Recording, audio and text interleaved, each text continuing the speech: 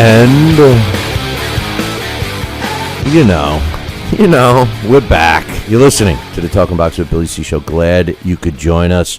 And, listen, I'm just going to cut to the chase. All this ass-kissing going on in the chat room. Oh, Larry's the best. He tells it like it is. Blah, blah, blah, blah, blah. Speaking of Larry Hazzard's with us right now. What's up, brother? Hey, what's up, Billy? Man, you got some followers in the chat room. It's funny. It's oh, he's the best. Oh, he tells it like it is. I'm like, oh God, Larry, what did he do? Slip these guys some money or what? Hey, no, nothing like that. Before we get started, man, I want to thank you for being a man with the Ice Bucket Challenge for ALS. But I just got to say this, man. I didn't see who dumped the bucket on you, but it seemed like they enjoyed themselves. I mean, what'd they do, man? There was a chunk of ice. I thought you were going to get knocked out, man. That was a huge chunk of ice. Billy, that was my grandson, right? Oh, man. I think he broke his wrist. He broke his wrist playing football, so he's got a cast on one arm, and he got the bucket sitting up on the ledge of the, the stairway coming out the back of the house. And he dumped the water, the ice, and the bucket. When it came out, man, it was like there was a chunk of ice. It looks like it was almost frozen in the bucket. I'm like, man, Larry's lucky he didn't go down funny. After that. It was funny, man. I said, oh, my gosh, man. I said, you're gonna dump the water, the ice, and then you're going to kill me on top of that. Yeah. He dumped everything, man. I enjoyed doing it. It was good. It's for a great cause, and that's what I was saying to you in an email. Not to discredit Shannon Briggs or anything, but it's a hell of a lot different after you go a few rounds and somebody dumps a bucket of ice water. It's kind of refreshing, but man, when you do it like that, the way you did it and the way other people do it, I mean, it's like, whoa, man, it's a shocker, right? It was early in the morning too, Yeah. And speaking of ALS, I have a very dear friend who, this guy is quite an athlete. Kevin Thompson. He's a world champion martial artist. He's very well known. And he, this past year, he came down with ALS, man. And it's a terrible thing to watch someone gradually dissipate. Now he's in a wheelchair. You know what I mean? Yeah. Here's a guy who was so physically active, so physically talented in what he did. And it's just a terrible thing, and I really, really hope that they're able to benefit from all of these challenges, and they get that money to be able to do some research to be able to combat that disease. It's good. The campaign. I don't even know how it started, but the awareness factor has been so successful because it is a disease that's not that common, and it's kind of, it gets shoveled under the carpet. Everybody talks about, other stuff. I mean, listen, in a perfect world, we'd get rid of all diseases, but I'm glad that this ALS Ice Bucket Challenge has been successful, and it certainly has. A lot of people have done it. They've raised a ton of money, and it's all for a great cause. So I agree with you 100%, my man. Yeah, did you ever was the challenge ever accepted by the other people that you? Oh, you mean Big Mouth Teddy Atlas and the new commander-in-chief of the New York State Athletic Commission, David Berlin? No, and as far as I know, they didn't. And you know what bothers me about that? Now, I listen. They could have very well have donated the cash instead of taking the challenge. But I when Alex Perpali challenged me and he did it, I not only did it for the benefit of the awareness and everything else, but I wanted to make a statement about the sport of boxing. My initial plan, because up until that point, I hadn't seen anybody in the sport of boxing doing it. I saw football players and baseball players and movie actors and et cetera, but I never really saw, at least I didn't, anyone in boxing. So I wanted to pick, people that had some significance within the sport, and I thought Teddy would have ran with it. He could have done it on Friday Night Fights. It could have went a long way, and he didn't do it. I'm disappointed, to be honest with you, in both of them. Well, I agree with you 100% in terms of boxing making a statement. I like to see the sport of boxing at the forefront of all of these types of efforts. I always felt that boxing and the boxing community should have been even a little bit more involved in this bullying effort, that's such a big thing, in the schools and around the country. I think that boxing's voice, the boxing community's voice should be heard in that effort also. And, it's ongoing and it's never too late. Yeah, no, so I'm always for that. I agree. Sergio Martinez was one of the guys that started doing it, and no one seemed to follow suit. And nothing for nothing, but the boxing community should be more involved with Parkinson's too, especially since one of the faces of our sport seems to be a parallel with that. Especially the guys. What bothers me, and this is off the subject, but what bothers me is, in boxing, Larry, the guys that rise to the top, the creme de la creme, the champions, the guys that make all the money, they're the ones that need to pay back, because without boxing, they wouldn't have been in that situation, because there's so many of those other guys that didn't make it that really are the poster child to some of these problems that we need to fix, and that's what bothers me. And again, it's a sport that's like no other, because other sports do rise up and help their own. Yeah, and I think the sport will gain a whole lot more respect also when it gets involved in these type of ventures. Yeah, no, I agree. Well, listen, last week was kind of slow in boxing in terms of fights to chat about, and this week is even slower. But I got some things to talk to you about that are right up your alley. The first thing I wanted to ask you had to do with the WBC. Well, actually, the WBC, the WBA, and the IBF with their so-called, summit, and they got together and everything, and they announced that they are now going to be doing and the way it was worded was that the WBC and the WBA and the IBF are going to now make sure that all title fights, not just world title fights, but even regional titles, will be using instant replay. Now, when they came out with that, here's my initial feeling is that's a great idea. That's a great idea. Then I started looking at the logistics, and you being a guy that was a pioneer with instant replay, I need to ask you a couple of things. Number one, the boxing commission, the governing commission, is actually the one that's going to say yay or nay whether they're going to incorporate that. That's one part of the question. The other part is they got to have TV involved, or somebody's going to have to pay to have this replay done. And the third part of it is who pays for that, if that's the case. What's your thoughts on that? And one other part. The WBC claims that they've been doing this for 8 years. I got to be honest, Larry, I've never seen it implemented. I've never seen them actually use it. I don't even know how they're doing it. What's your thoughts? Well, the WBC is full of shit, and anybody else who claims or want to put their claim on instant replay is full of shit right along with the WBC. Okay, and I resent it wholeheartedly, because all they're trying to do is reinvent what is something that we pioneered in New Jersey years ago. Okay, nobody was talking about instant replay until we came along years ago, and I have the article. I have an article that says instant replay and instant success with my picture right there. Now, that's not. I'm not trying to be one to say that you're taking credit. But this is what the WBC has been known to do. They're walking around yelling. Jose Suleiman, may he rest in peace, he started it first, okay? And it started, again, with the summit, okay? When I was working for the IBF, I organized a summit with all of the major sanctioning organizations, and we met in Cancun, okay? And at that summit, we talked about a variety of things, and instant replay was one of them. Next thing I know, the WBC is running around, yelling and screaming, talking about what they've done with instant replay, and it's a bunch of bull. Now, when it comes to implementing instant replay, the initial way in which it has to be worked in gradually until it can be perfected.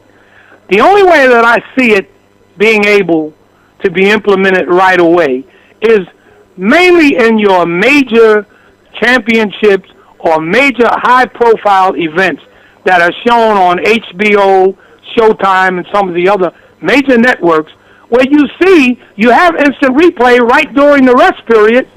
Whenever there's a headbutt or something, when you're sitting at home and the bell rings and a guy goes back to the corner with a cut on over his eye or something, they show you the replay right then and there. Okay, so that technology has to be in place.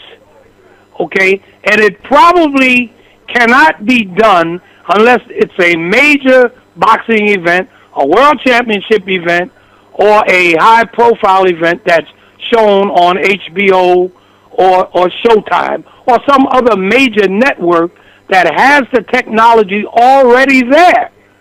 Okay, because we already, believe it or not, we've been experiencing instant replay, unofficially anyway. Okay, because when these occurrences happen, the network shows you instant replay anyway.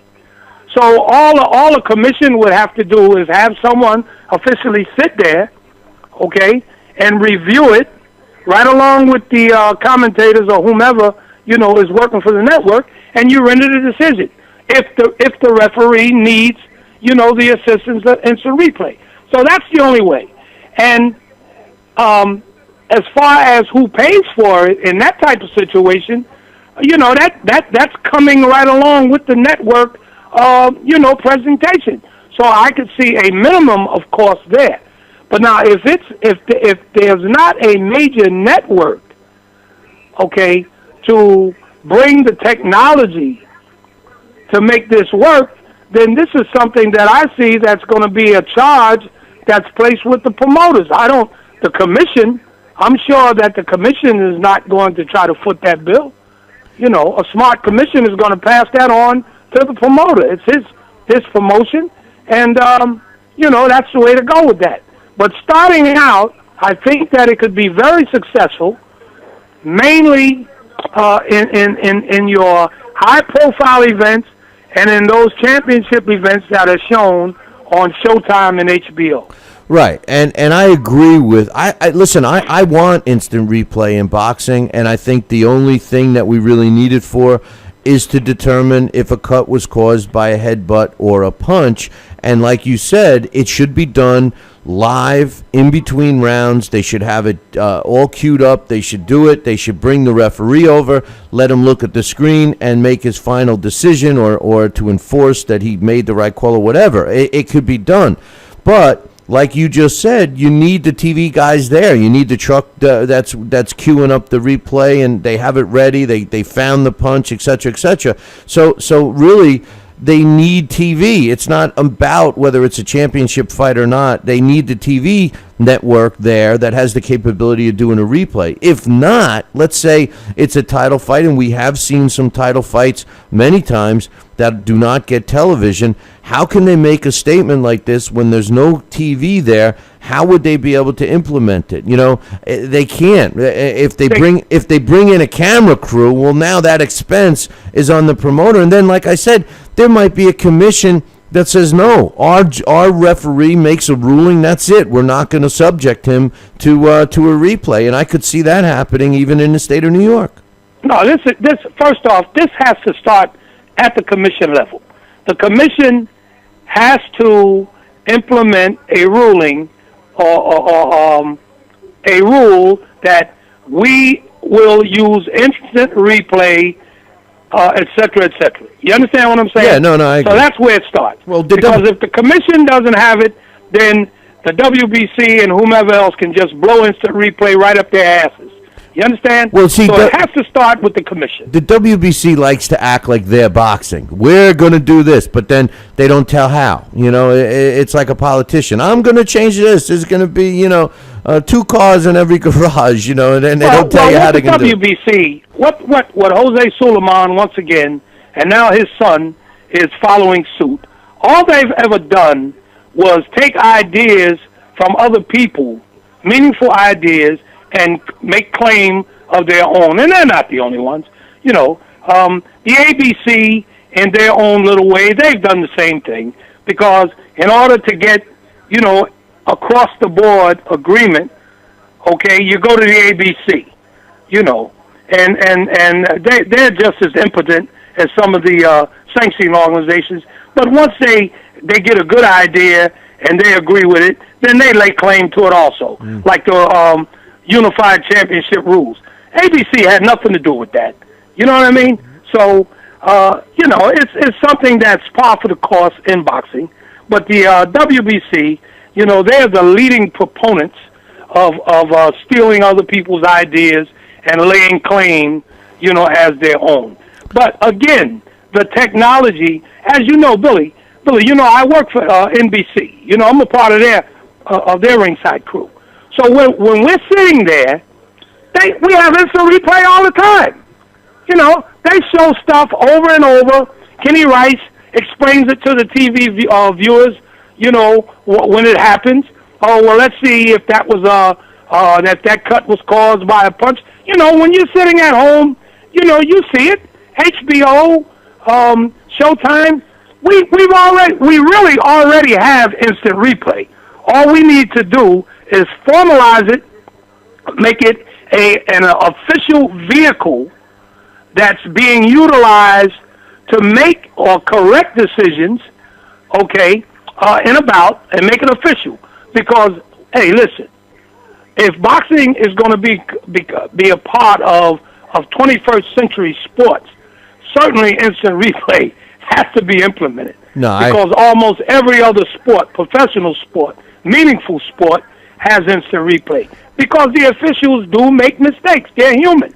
Right, and it can dictate a fight. If a cut is caused by a punch and the fight, the fighter can't continue, he loses. If the referee calls it wrong, then they go to the scorecards. But I hope they do it, and I agree with you. I support it. Sticking with the WBC, what's your thoughts with them letting Floyd Mayweather fight for both his titles? He's fighting Maidana at 147, but they gave him the pass where he can also put his 154 title on the line.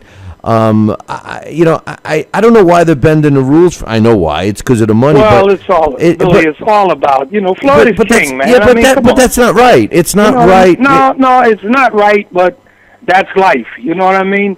Floyd generates a lot of interest, a lot of money. Regardless of how you feel about him, regardless of what you think about his legacy or whatever, that's what it's all about. Yeah, but no other sport would do that. Can you see the an NFL team, the most money generating team says, you know what, we get 5 downs to make a first down in this game. That's kind of the way it is. I know. And it wouldn't. We know the reason why, though. I mean, No, I know that's reason. the reason why. We know that's the reason why. Yeah, but it's a shame. It discredits our sport, But one other thing on Floyd, Kenny Bayless was appointed. One of your favorite. What I say, you must obey. That Kenny Bayless. He's the referee for the Maidana Floyd Mayweather rematch. Do you think he's going to make an impact on this fight? Do you think that, because let's face it, if Maidana if his inside fight is taken away the way Cortez took away Ricky Hatton's, he doesn't have a chance in this fight. Do you see Kenny Bayless doing a good or not so good job? Well, that all depends on the issues that are brought up in the rules meeting and before. If these concerns are brought up beforehand, that usually puts a referee on notice, and then they have a tendency to shy away from those things that would impact. But, it's really a shame that we even have to talk about the referee. You know what I mean? Because that's not what the sport is supposed to be about. The referee is supposed to just be there to break clinches, okay?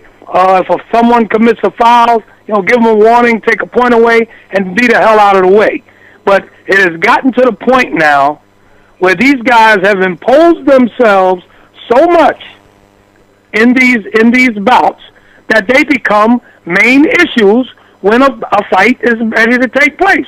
And that's just too bad. But I think when these issues are brought up ahead of time, it puts the referee on notice that hey, look, we're watching, we're looking at these things, and nobody wants to be criticized. Then they have a tendency, to not be so imposing. So I leave this up to the, to the cornermen to express all of their concerns. Maidana, his corner, his chief second, bring these issues up, during the pre-fight rules meetings, and have some type of an agreement, make the referee aware that, these are things that we have noticed about your particular style, I guess, for lack of a better term, of refereeing. And, we would hope that you would, that you would be careful in imposing yourself. But I think that Bayless, he'll hear enough about, the complaints that, he'll make note of it.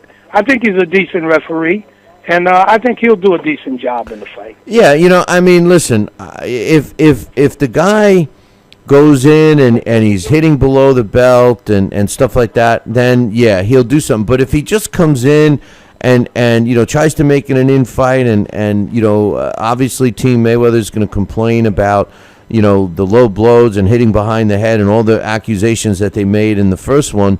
So Kenny will be looking at that. I just wonder if he'll be looking at Floyd using the elbow. He uses his elbow and forearm an awful lot. It seems to be part of his arsenal, and I've never seen him warned from it, not once. So well, see, you would make a good Medina corner man, okay, at a rules meeting, and I hope they're listening so that they could bring up these issues also.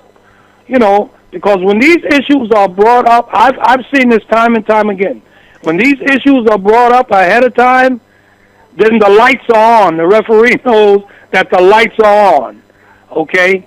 And, there's a tendency on their part then, to be a little bit more careful in the way that they arbitrate the bout. So, again, like I said, I think that if you bring these issues up to Bayless, okay, that, he'll be on notice, and that you won't see these situations. Yeah, I can't recall, and that's somehow sometimes when I look at a referee and say whether they're good or bad, if I don't recall anything that a referee didn't do or did do, I kind of look at him as being an okay referee, and I can't honestly recall. Unless I'm forgetting something, I watch so many fights, but I can't honestly recall a fight where I said, "Oh man, that Bayless really screwed up that fight." I really can't put my finger on one. Can you? No. I think Kenny Bayless. Okay, I think he's a decent referee. I think Tony Weeks is a very good referee. And I can't recall any situations that stand out where you could say, oh, he did this or he did that, and that's unlike some of these other guys who give us plenty of fodder, okay? These guys have thus far not really given us anything negative to talk about in their performances. I have no problem with Kenny Bayless or Tony Weeks. Yeah, I agree with you. I got one more question for you.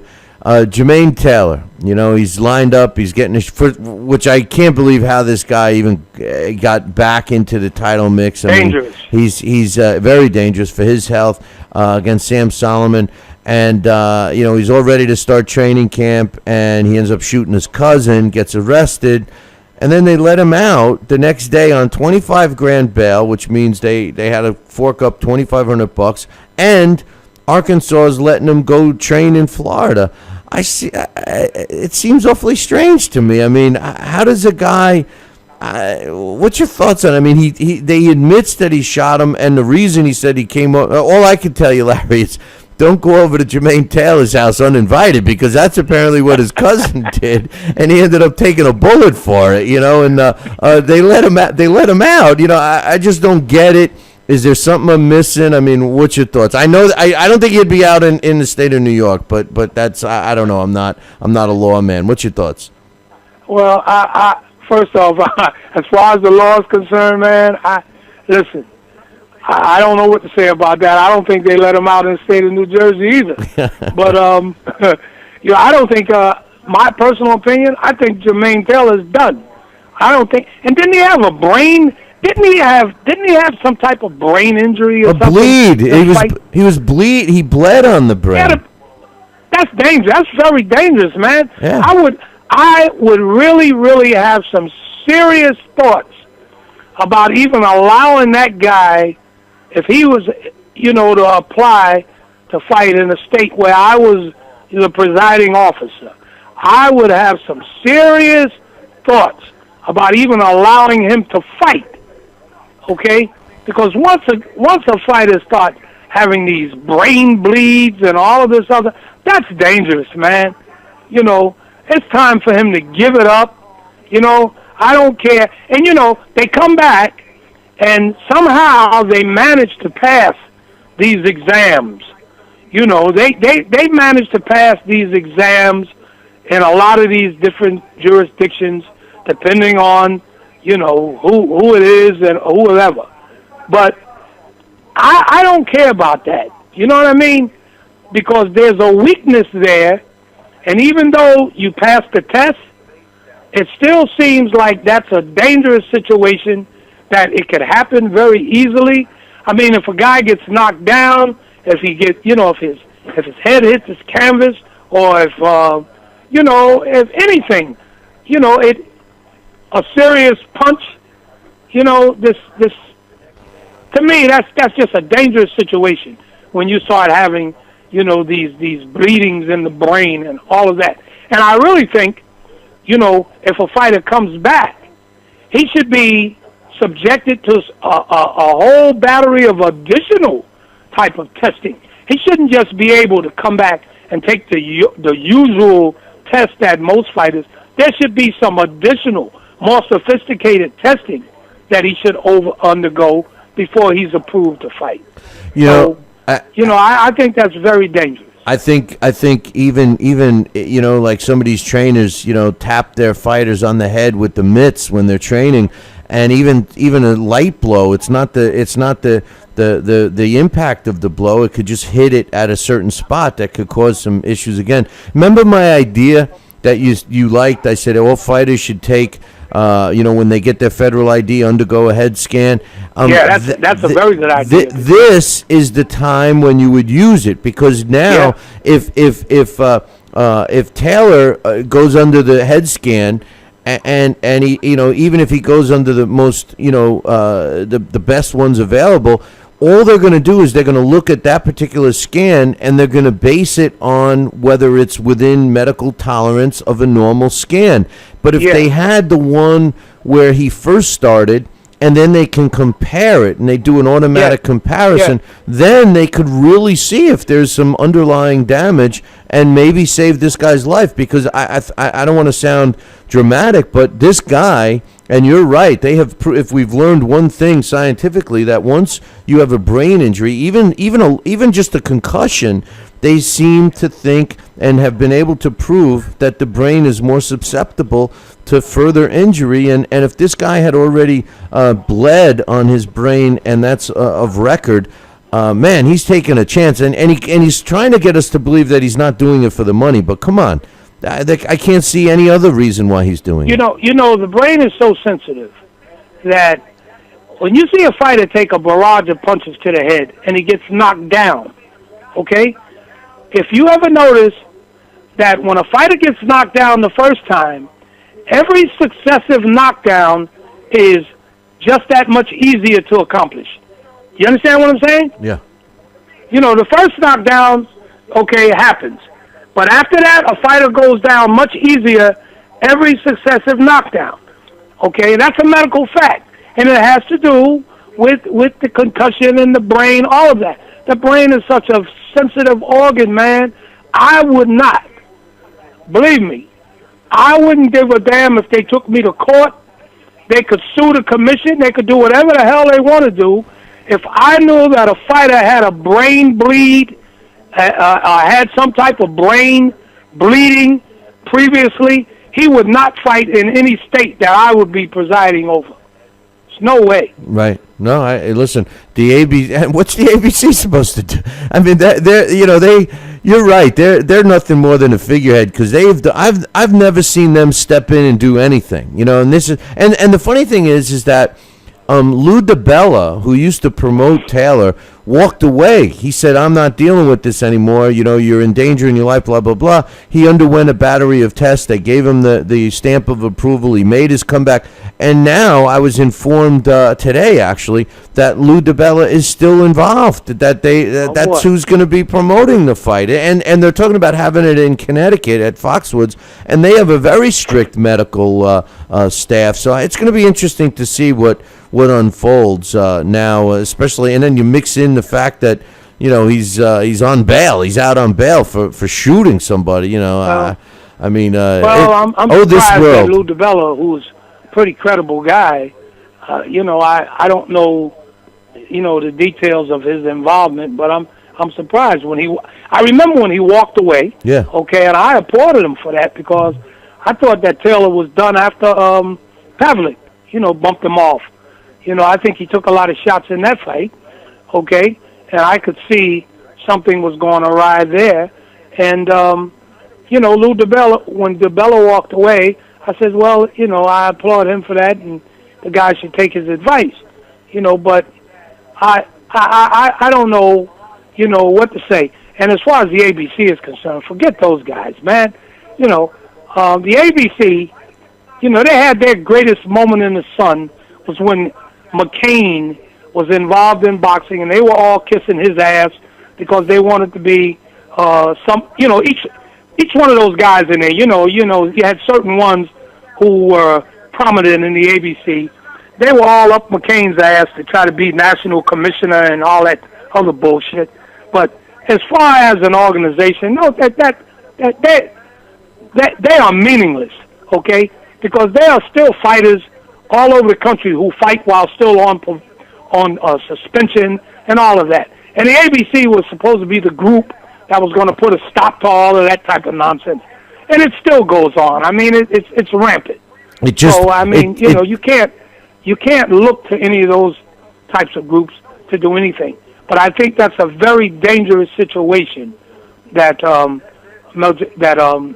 Jermaine Taylor's involved. I agree. Yeah, that situation almost just happened in Tampa. There was a fighter that was on indefinite suspension, and then he fought someplace else and got knocked out again. And he was trying to fight on, and he shouldn't have been allowed to fight on that fight. And oh, by the way, it was 16 years between the time he was put on indefinite suspension and then they let him fight. He got knocked out in one round and he was trying to fight again. So, how did that slip through the cracks, But, first off, no fighter should actually be ever put on indefinite suspension, okay? I don't think legally it should be indefinite, okay? Because this is where the problems happen.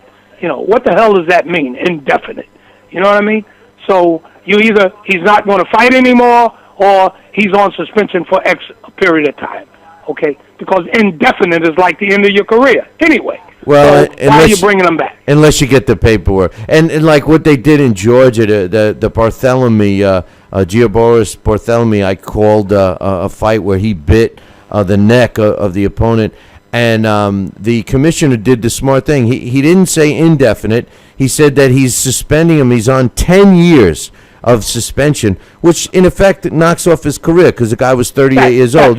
So I agree with you. I mean, if you do it that way, you say, okay, yeah, you're suspended for 10 years. You want to come back when you're 48? Hey, we'll revisit it then. So well, just have the balls to say I'm revoking his license. Period. Yeah, that's his right. His license is revoked. Exactly. Have some balls as the leader of the commission to say I'm not going to put him on. Okay, that's like giving a guy a 200-year prison sentence. You know what I mean? Yeah. And he's eligible for parole after 100 years. Yeah. I mean, come on. No. Just have the balls to say his license is revoked. Okay? Yeah. You're out of the sport. Goodbye. See you later. Yeah, You're right. And I've always laughed about the prison sentences. He's serving back-to-back life sentences just in case a loophole gets him out of the first one. He'll face the second one. But anyway, Larry, great job as usual, my man, and have a great holiday this weekend. And I'll be looking forward to you next week. Okay, Billy, you too. All right, brother. Take care. Okay. That's my man, Larry Hazzard, giving us his thoughts on a bunch of stuff. I got to take a break, and when I come back, we're scheduled to have Dax Khan give us his weekend boxing schedule roundup. I'll be back in 2.